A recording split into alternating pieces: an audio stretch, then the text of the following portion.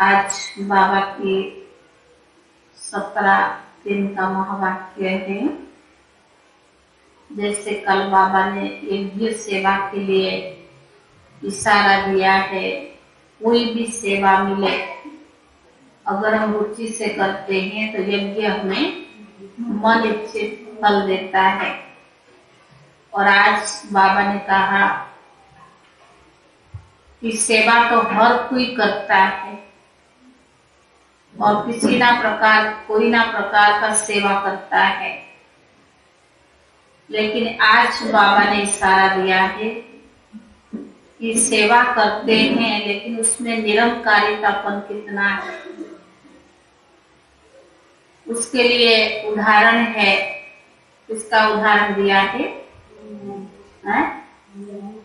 हनुमान का। महावीर था, कहाँ भी जाके जूतियों पर बैठ करके, ऐसे बाबा ने कहा आप ज्ञान सुनाओ, स्थूल सेवा करो, कोई भी सेवा करो, आपके अंदर गुण भी अच्छे हैं और आप अच्छे कलाकारिता से सुना भी सकते हो और आपके प्रभाव लोगों के ऊपर भी जितना पढ़ना चाहिए उतना नहीं पढ़ पाता है। उसका मूल आधार है निरंकारीपनता। सेवा कर भी रही हो और सेवा के साथ साथ अहंकार में आकर गुर भी करते रहते हो। जो आपके पास विशेषताएं हैं, जो आपके पास गुण है, जो आपकी सक्षम है, उस सेवा में आपको निरंकारितापन चाहिए, तब जाके आप दूसरों की दुआएं प्राप्त कर सकते हो।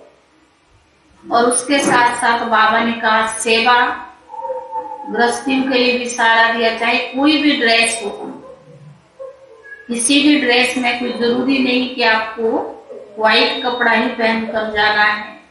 अगर आपके अंदर निर्माणता है, निरंकारिता है, उदारचित है, इन गुणों से आप भरपूर है, तो किसी को भी ज्ञान सुनाओगे, कोई भी ड्रेस क्यों ना हो, उसका प्रभाव दूसरों के ऊपर पड़ेगा।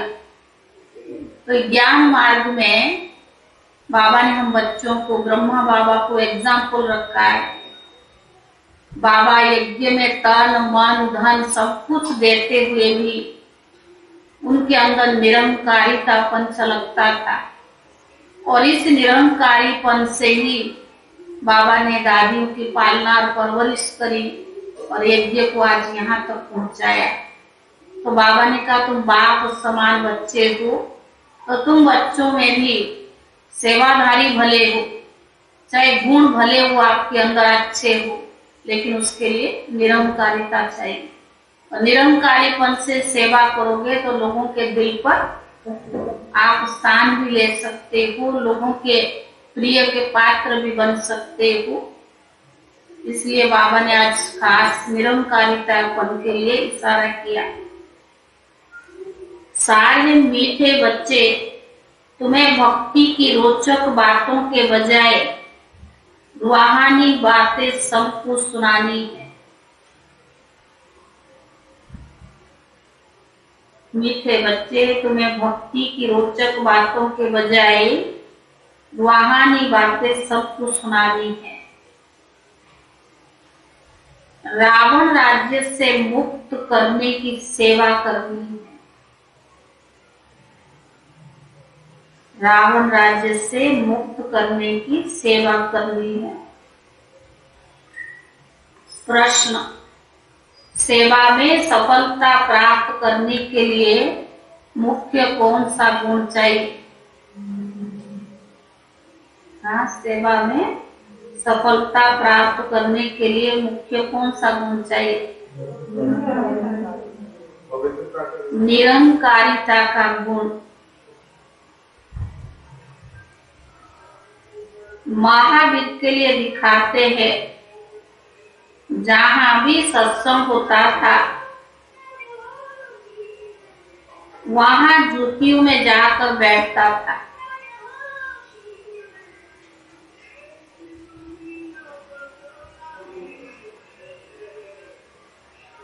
महावीर के लिए दिखाते हैं कि जहां भी सत्संग होता था वहां जूतियों में जाकर बैठता था, क्योंकि उसमें देह अभिमान नहीं था, परंतु इसमें बहादुरी चाहिए।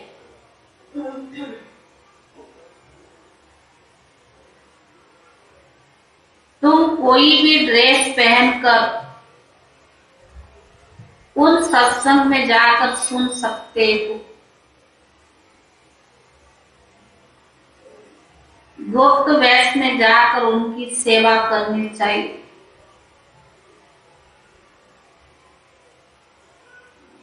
तुम कोई भी ड्रेस पहनकर उस सत्संग में जाकर सुन सकते हो, गुप्त वेश में जाकर उनकी सेवा करनी चाहिए। गीत है ओम नमः शिवाय।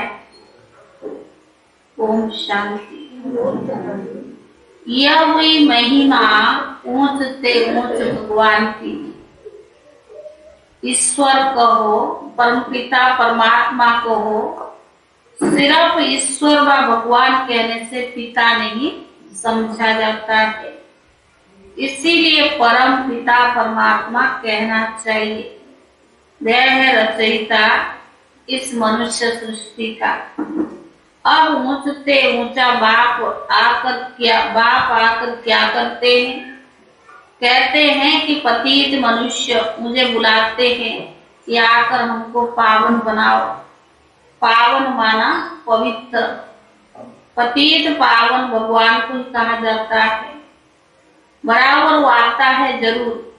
भक्ति मार्ग में भगवान को याद करते हैं तो आता भी तो जरूर है, परंतु आएगा तब जब भक्तों को भक्ति का फल देना होगा। फल देना अर्थात वर्षा देना। उनके लिए बहुत सहज है, 1 सेकंड में जीवन मुक्ति दे सकते हैं। कहते भी है जिन जनक को सेकंड में जीवन मुक्ति मिली, नाम एक का ही गाया हुआ है। सेकंड में जीवन मुक्ति अर्थात सुख शांति मिली। मनुष्य कहते हैं कि शांति सुख पर बड़ी आयु चाहिए। छोटेपन में कोई मरता है तो कहते अकाल मृत्यु हो गया, पूरी आयु नहीं बिताई। अब बाबा जो कुछ करके गए हैं उनका ही गायन है।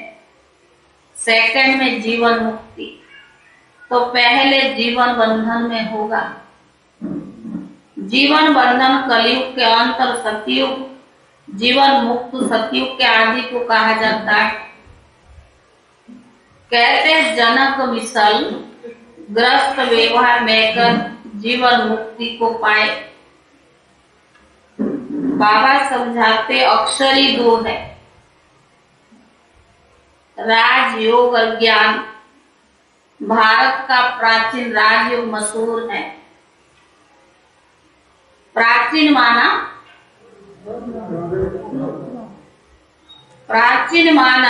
पहले, लेकिन कब यह मनुष्य नहीं जानते, क्योंकि कल्प की आयु लाखों वर्ष कह देते हैं। भारत का प्राचीन ज्ञान और योग तो सब चाहते हैं, जिससे भारत स्वर्ग बनता है। अब तो भारत बहुत दुखी है। पहले सूर्यवंशी राज्य था, अब नहीं है। फिर उनको याद करते हैं कि वह राज्य का ज्ञान किसने दिया था, यह नहीं जानते। ऊपर चले जाओ, ऊपर। तो बाबा नहीं तो बाप से वर्षा लेने में बच्चों को कोई भी तकलीफ नहीं। बाप का बने तो वर्षे के लायक बने। फिर माता पिता टीचर की शिक्षा मिलनी होती है। मुक्ति का भी वर्षा चाहिए, इसीलिए गुरु करते हैं। परंतु जीवन मुक्ति तो कभी कोई दे ही नहीं सकता। जब जीवन बंधन का अंत हो, जीवन मुक्ति का आदि हो, तभी जीवन मुक्ति देने वाला आए। मनुष्य ने फिर सिर्फ सुना कि सेकंड में जीवन मुक्ति अथवा सेकंड में रावण राज्य से राम राज्य पति से पावन, परंतु कैसे सो भी नहीं जानते। बाप तुम बच्चों से बात करते हैं, यह है रूहानी शिक्षा जो सुप्रीम रूह ही देते हैं। वहां तो सब मनुष्य ही शास्त्र आदि पढ़ते हैं, कहते फलाने महात्मा ने ज्ञान दिया।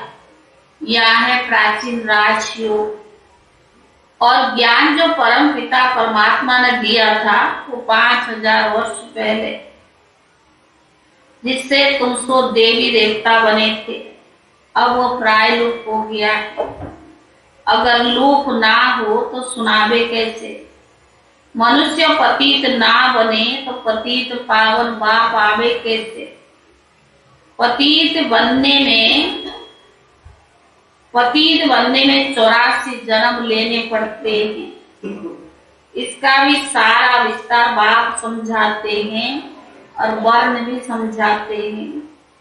ब्रह्मा चाहिए तो ब्रह्मा का बाप भी चाहिए। ब्रह्मा विष्णु शंकर इन तीनों का बाप शिव है। अब ब्रह्मा द्वारा बैठ प्राचीन ज्ञान देते हैं, जिससे विष्णु पुरी का मालिक बनेंगे और ब्राह्मण सो देवता बन जाते हैं। ब्राह्मण धर्म वाले मनुष्य से तुम सो देवी देवता धर्म वाले बन रही हो, तो पहले प्रजापिता ब्रह्मा चाहिए। कृष्ण को तो प्रजापिता ब्रह्मा नहीं कह सकते। यह तो सब उल्टी बातें बना दी है। कृष्ण को इतनी रानियां बच्चे आदि थे, यह भूल है। तो बाबा ने कहा वास्तव में बच्चे हैं ब्रह्मा को, ना कि कृष्ण को। ब्रह्मा ही कृष्ण बनते हैं। बस इस जन्म की उथल पाथल ने मनुष्य को मुझा दिया है। गीता का भगवान श्री कृष्ण को कहकर शिव को ही उड़ा दिया है। सब कहते ब्रह्मा को 3 मुख थे, कितने मूंझ गए। शिव रचयिता को तो एकदम गुम कर दिया है। रचता ही आकर बताते कि हम कैसे देवी देवता धर्म की रचना करते हैं, ऐसे नहीं कि परमात्मा सृष्टि कैसे रचते हैं। परम पिता परमात्मा को बुलाते हैं कि है पतित पावन, आकर हम पतितों को ही पावन बनाओ। दुनिया को ये मालूम नहीं कि इस समय रावण राज्य चल रहा है। रावण की बड़ी बड़ी कथाएं बैठ सुनाते हैं।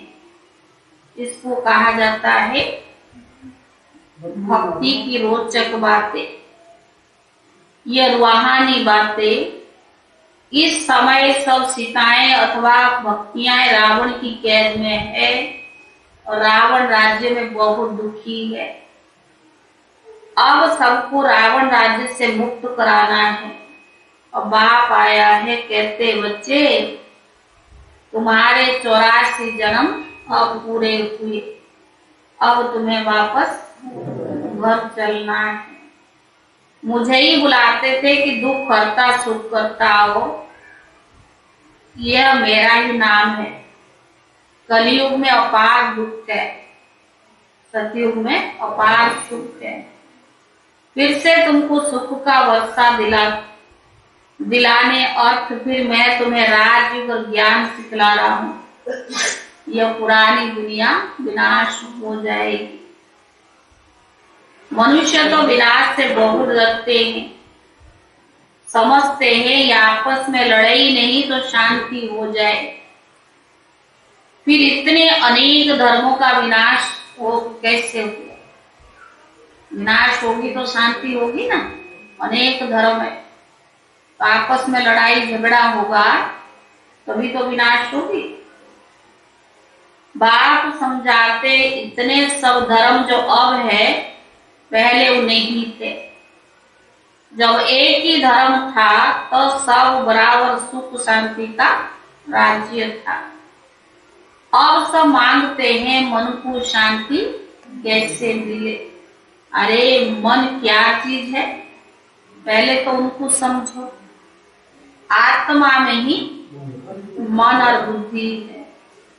मनुष्य की जबान बोलती है, आंखें देखती हैं। टोटल मिलाकर कहते हैं कि मनुष्य दुखी है। इसको समझाना बड़ा सहज है कि बाप को याद करो और वर्षे को याद करो। फिर झाड़ और ड्रामा की समझानी भी देनी पड़ती है, जिसके लिए चित्र बने हुए हैं। सिर्फ मनमना भव कहने के लिए चित्र की दरकार नहीं। चित्रों पर समझाने में घंटों लग भी जाता है। प्राचीन राजयोग भगवान ने सिखलाया और राजाई मिल गई। फिर कोई मनुष्य थोड़ी जो राजयोग सिखलाएंगे। बाप और वर्षे को याद करो तो ठीक है, परंतु ये डिटेल जब तक इसको समझाए नहीं तब तक बुद्धि खुलेगी नहीं, सृष्टि चक्कर को समझ नहीं सकेगी। जब कोई ड्रामा देखकर आते तो बुद्धि में आदि मध्य अंत घूमता रहता है। हाँ? जब देख फिल्म में कोई फिल्म कहानी देख के आते हैं ना और सुनाते हैं। हाँ, तो बाबा ने कहा वो सारा दिन बुद्धि में घूमता रहता है। कहने में सिर्फ इतना ही आएगा कि इस ड्रामा को देख करके आएगी। तुम भी कहते हो, हम भी इस ड्रामा को जानते हैं, परंतु डिटेल तो बहुत है। बाप से सुख शांति का वर्षा मिलता है, फिर बुद्धि में चक्कर भी है। 84 का चक्कर जरूर घड़ी घड़ी याद करना है। यह ज्ञान ब्राह्मणों को ही मिलता है, फिर देवता बनते हैं। ब्रह्मा सो विष्णु, फिर विष्णु सो ब्रह्मा। तुम जो देवी देवता थे, पुनर्जन्म लेते लेते फिर ब्राह्मण बने। हद का बाप सिर्फ उत्पत्ति पालना करते हैं, विनाश तो नहीं करेंगे ना। विनाश अर्थात सारी पति दुनिया ही ना रही, सारे रावण राज्य का ही विनाश होना है। नहीं तो राम राज्य कैसे हो। वहां कभी रावण को जलाते नहीं। भक्ति मार्ग की कोई भी बात ज्ञान मार्ग में होती नहीं। तुम सतयुग त्रेता में प्रारब्ध भुगते हो, ये ज्ञान की प्रारब्ध है। इनको कहेंगे भक्ति की प्रारब्ध है। सतयुग त्रेता क्या है? ज्ञान की प्रारब्ध। अल्प काल क्षण भंगुर सुख है। पहले भक्ति अभिविचारी थी, फिर व्यभिचारी होते होते बिल्कुल दुखी बन जाते हैं। तो बाबा ने कहा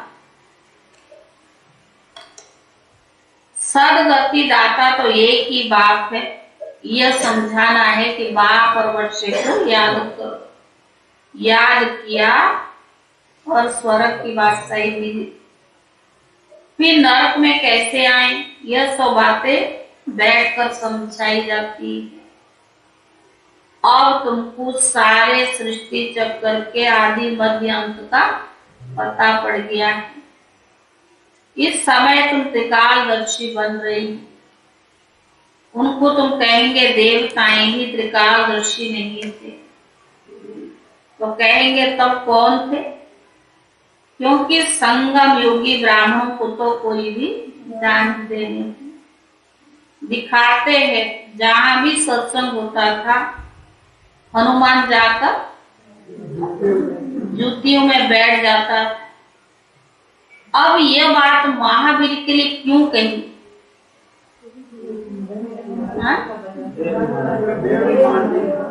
क्योंकि तुम बच्चों में कोई भी देह अभिमान तो है नहीं ना। पूछ रहा हुआ समझो, सत्संग में कोई ऐसी बात निकल पड़े, तुम कह सकते हो कि प्राचीन राजयोग और ज्ञान से सेकंड में जीवन मुक्ति लेना है, तो फलाने के पास जाओ। समझाने वाला बहुत बहादुर और निरंकारी चाहिए, जरा भी देह अभिमान ना हो। कहाँ भी जाकर बैठो, टाइम मिल जाए तो बोलना चाहिए। मजबूत होगा तो भाषण आदि करेगा कि ग्रस्त व्यवहार में रहते सेकंड में मुक्ति, जीवन मुक्ति मिल सकती है। परम पिता परमात्मा के सिवाय कोई भी दे नहीं सकता, यह महावीर ही समझा सकते। सुनने के लिए मना नहीं है। ग्रस्त व्यवहार में रहते तो बच्चे बहुत सर्विस कर सकते।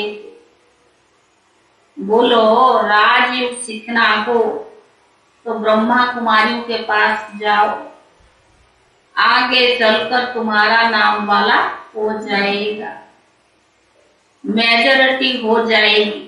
अभी तो थोड़े साकार हो गए है। भगाने का नाम भी बहुत है, कृष्ण ने भगाया। अरे भगाने की तो कोई बात नहीं, टीचर को पढ़ाने के लिए भगाते हैं क्या?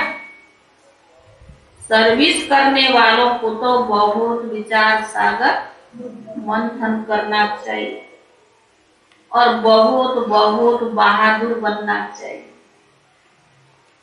अच्छा मीठे मीठे सीधे बच्चों प्रति माता पिता बाप दादा का याद प्यार और गुड मॉर्निंग। रूहानी बाप की रूहानी बच्चों को नमस्ते। रूहानी बच्चों की तरफ से रूहानी बाप दादा को याद प्यार और नमस्ते। धारणा के लिए मुख्य सार पहला है, सभी भक्ति रूपी सीताओं को रावण की कैद से छुड़ाना है। सभी भक्ति रूपी सीताओं को रावण की कैद से छुड़ाना है। सेकंड में मुक्ति, जीवन मुक्ति राह दिखानी है।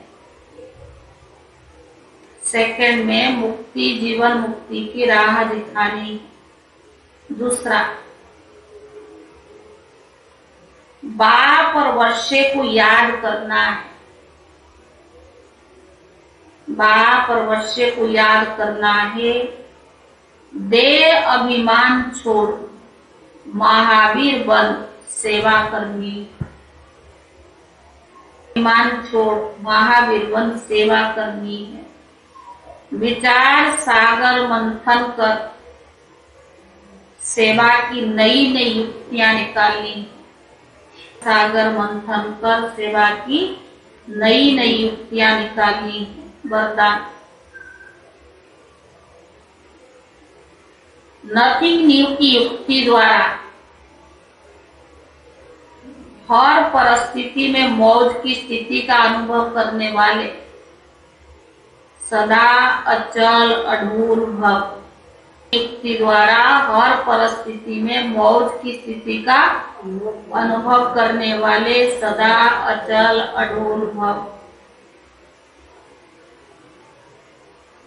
ब्राह्मण अर्थात सदा मौज की स्थिति में रहने वाले। ब्राह्मण माना